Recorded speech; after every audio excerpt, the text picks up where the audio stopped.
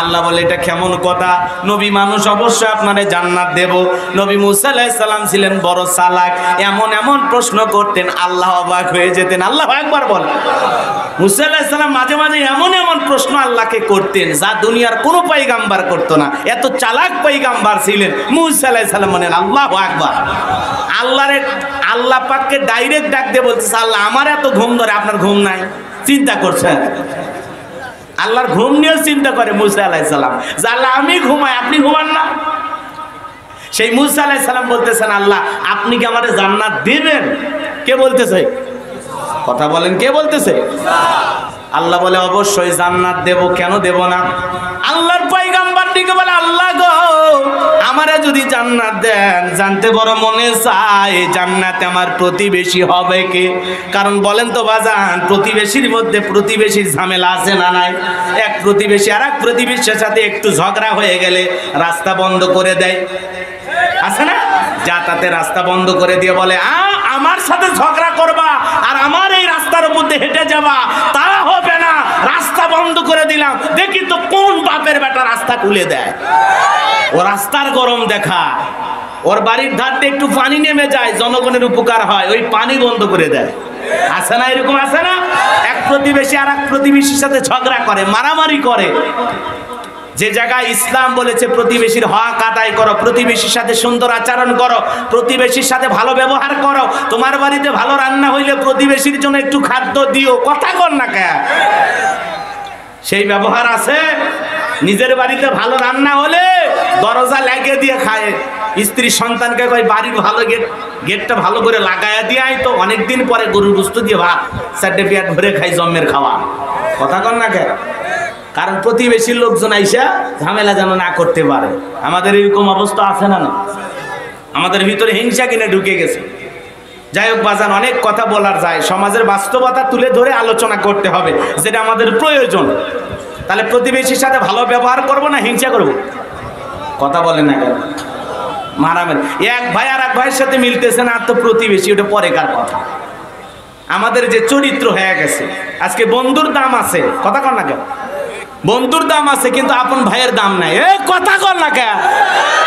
কার দাম আছে? বন্ধুর দাম আছে। আপন মায়ের পেটের ভাইয়ের দাম।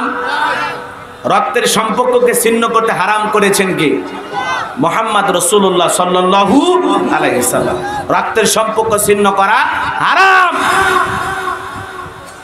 আজকে আমরা রক্তের সম্পর্ক ছিন্ন কইরা কই জোরাত আলী দা আব্বাস মুখলেস, তাদের সাথে আমার সেই রকম প্রীতি, সেই রকম মহব্বত, কথা কর না? মহব্বত করা লাগবে কার সাথে, আর করতেছি কার সাথে? মানে ঘটনা আপনারা শুনতে চাচ্ছেন নাকি? বিরক্ত হচ্ছেন আমার কথায় না?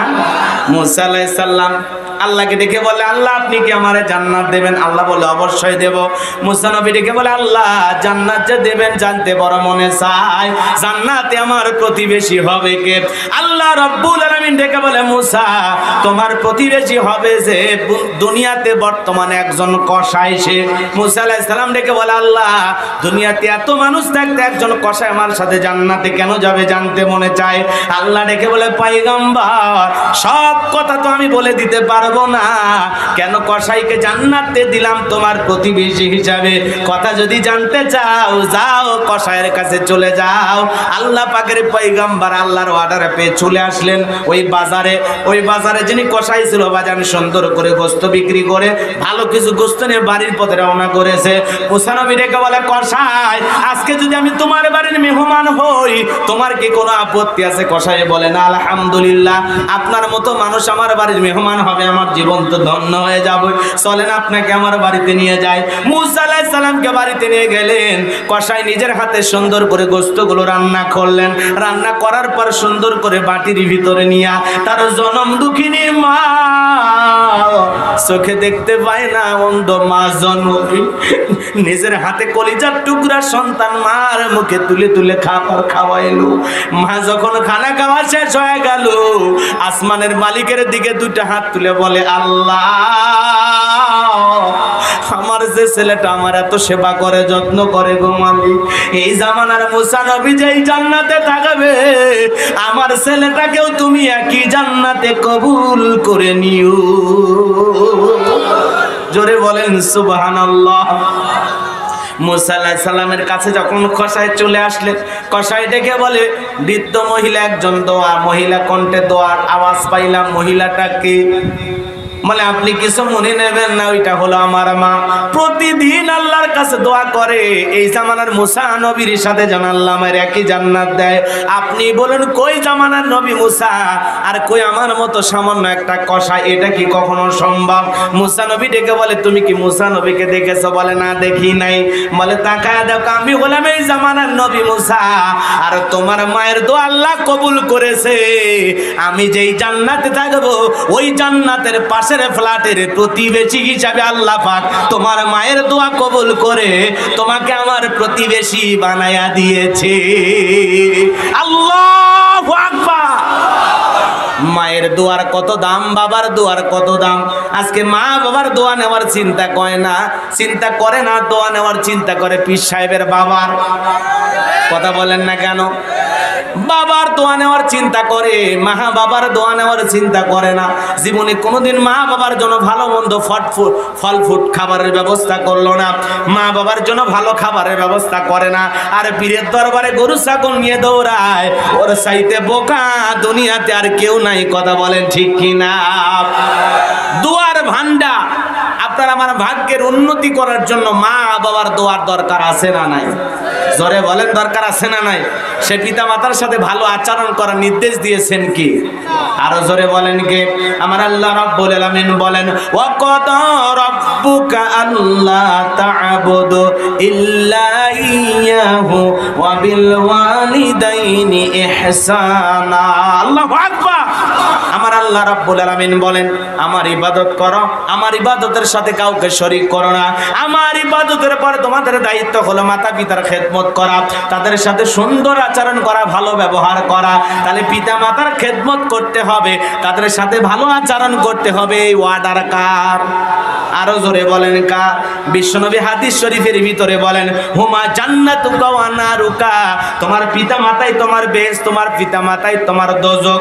এ মুসলমান আল্লাহর গোলাম, যে পিতা মাতার চেহারার দিকে মহব্বত আর মায়ার নজরে তাকাইলে আল্লাহ পাক আমলনামায় কবুল হজের সব লিখে দেয়। সেই পিতা মাতার সাথে খারাপ ব্যবহার করা যাবে না। কথা বলে ঠিক কিনা? এ যুবক, সত্য একটা কথা তোমাদের বলে যায়, 2018 সাল আমি ভারত সফরে গিয়েছিলাম। মুসলমান আল্লাহর গোলাম, মালদা রেল স্টেশনে আমি ট্রেন ধরার জন্য অপেক্ষায় আছি। তাকায় দেখি একজন বৃদ্ধা নারী চোখের পানি ছেড়ে দিয়া কান্না করতেছেন। মহিলার চোখের পানি দেখে আমার বড় মায়া লেগে গেল। আমি কাছে যাই, পকেট থেকে কিছু টাকা মহিলার হাতে দিয়ে দিলাম। আর তারপরে মহিলা তাকায় আছে, আরো কিছু টাকা মহিলার হাতে দিলাম, এরপরেও তাকায় আছে। আমি জিজ্ঞাসা করলাম মা কি হয়েছে আপনার? শরীর কি খারাপ? কেন কান্নাকাটি করেন গো মা? কি হয়েছে আপনার? মহিলা ডেকে বলে বাবা কোন দেশে তোমার বাড়ি, কোন এলাকা থেকে তুমি আসছো? আমি বললাম মা আমার বাড়ি বাংলাদেশ, সেই দেশ থেকে আপনাদের দেশে আসছি। বাবা তুমি কি করো? আমি বললাম মা আমি কোরআন হাদিসের কথা বলি, বয়ান করি, ওয়াজ মাহফিলে কথা বলি। মহিলা আমার কথা শুনে চোখের পানি ছেড়ে দিয়া বলে বাবা তুমি যদি ভারতের জমিনে ওয়াজ করো, একটা বিষয় মানুষের সামনে তুলে ধরো বাবা, প্রত্যেকটা মাহফিলে তুমি একটা বিষয় আলোচনা করবা, প্রত্যেকটা সন্তান যেন তার মাতা পিতার খেদমত করে, পিতা মাতার সাথে ভালো আচরণ করে। আমি বললাম মা ঠিক আছে বুঝলাম আপনার কথা, কিন্তু আপনার মনের ব্যথা কি, দুঃখ কি, কষ্ট কি একটু বলা যায় না? কেন কাঁদছেন মা? কেন আপনি চোখের পানি ঝরঝরাইয়া কান্নাকাটি করতেছেন মা? আপনার মনের ব্যথাটা যদি আমাকে একটু বলতেন। ভদ্র মহিলা চোখের পানি ছেড়ে দিয়ে বলে বাবা আমাকে দিকে রাস্তার ভিখারিনী মনে করো না, আসলে আমি ভিক্ষা করার জন্য এই জায়গায় বসে নাই রে বাবা। এ বাবা আমার সংসারটা বড় সুন্দর ছিল, 5 তলা বাড়ি আছে রে বাবা, কিন্তু আমার কপাল আমার এই জায়গা নিয়ে আসছে। আমার স্বামী যখন জীবিত ছিল বড় আরাম সে সংসার আমাদের চলতেছিল। আমার 2টা ছেলে সন্তান আছে, 2টা কন্যা সন্তান আছে। এ বাবা সেদিন আমার স্বামী মারা গেল, সেই দিন থেকে আমার কপালে দুঃখ নেমে নেমে আসলো। স্বামী মারা যাওয়ার কিছুদিন পরে আমার ছেলে দুইটা বিবাহ করেছে। বিবাহ করার পরে ওই ছেলের বউ দুটো আমার দেখতে পারে না, সাথে সাথে ছেলে দুটো আমার সাথে খারাপ ব্যবহার করলো। কথায় আছে সঙ্গ দোষে কি হয়, মানুষ নষ্ট হয়ে যায়। এ বাজান গো আমার, আজকের সমাজের অধিকাংশ পুরুষগুলো দেখবেন স্ত্রীর কথা শোনে কম না বেশি? কথা কন না কেন? মায়ের কথা শোনে না বইয়ের কথা শোনে? কথা কন না কেন? যে মা গর্ভে রাখলো, দুনিয়ার মুখ দেখাইলো, ওই মায়ের দাম নাই। হঠাৎ করে কোন পাড়ার কোন মেয়ে আসলো, কপালে জুইটা গেল, 1.5 মাসের সম্পর্ক, তার দাম। তার কথা শুনে মারে আলাদা করে দেয়, বাবারে আলাদা করে দেয়, মারেও তাড়ায় দেয়, বাবারেও তাড়ায় দেয়। ওই বইয়ের কথা শুনে পিতা মাতার পেছনে টাকা পর্যন্ত খরচ করে না। এরকম কপাল পোড়া কুলাঙ্গার ছেলে মেয়েও আছে না? না এ যুবক, হৃদয়ের কান পেতে কথাগুলো শুনে যাও।